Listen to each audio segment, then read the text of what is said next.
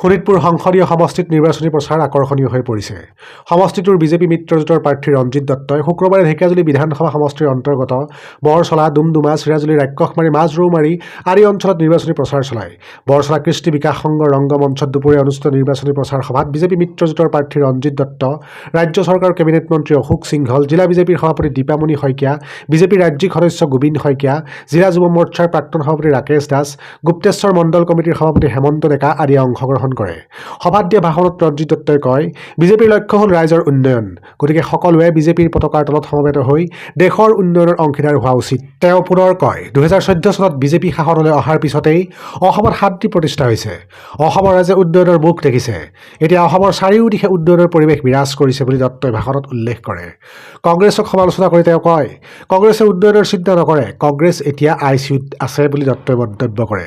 সভাত মন্ত্ৰী অশোক সিংঘলে ভাষণ দিয়ে। যিখিনি মানুহ বিপৰীতমুখী হৈ আছে তেওঁলোকক আমাৰ দললৈ আনক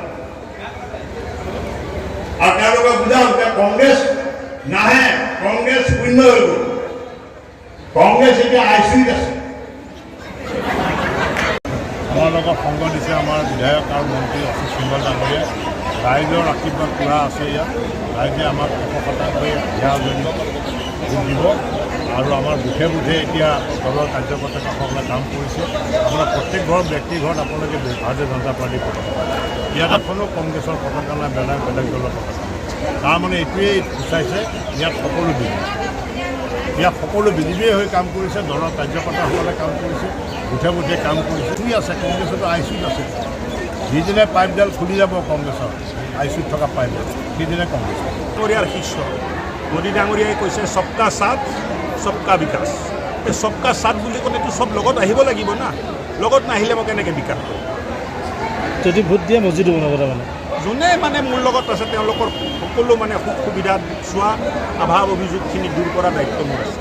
যদি নাই মই লগত আহিলে সবকা সাথ বুলি কৈছে মোদীজী, তেখেত যদি মোৰ সাথে নিদিয়ে তে মই বিকাশ কৰিম কেনেকৈ? ভোট দিলে তেনেকুৱা সুবিধা পাব। ভোট দিলে বুলি নহয়, সবকা সাথ সবকা বিকাশ। সবকা সাথৰ কাৰণে চব মোৰ লগতে আহিব লাগিব, তেতিয়া মই সবকা বিকাশ কৰিম। যোনে নাহিব তাৰ বিকাশ নহ'ব।